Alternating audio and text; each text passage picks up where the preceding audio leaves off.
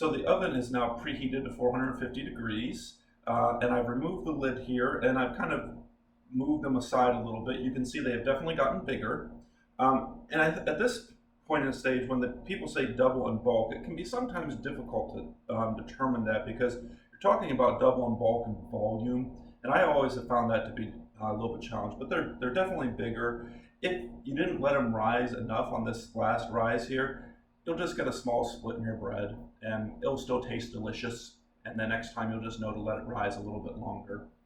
But the last thing we need to do before we actually put them into the oven is actually cut some slits into them.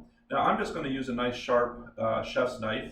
You want to make sure your knife is very sharp, or there's actually special knives that you can buy to do these kinds of cuts. I don't know what they're called, but I'm going to be gentle here. You don't want to be too aggressive here. I'm going to be very gentle and kind of just let the knife do the work and make some cuts into the bread.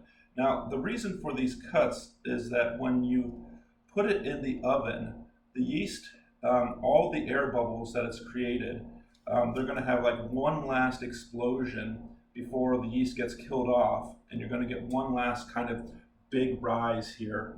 And you want to have the bread have a place to go. And so that's kind of why we cut these. Now, you want to cut them, I don't know, maybe a quarter, half an inch deep. If you cut them too deep, the bread looks a little funky, still tastes great though. So it doesn't really matter if you cut them too deep. The only thing is if you cut them too shallow, your bread might split. But again, the bread splits, not a big deal. It's still going to taste delicious. So I actually need to sharpen this knife here, because I'm not pushing down, I'm letting the knife do the work.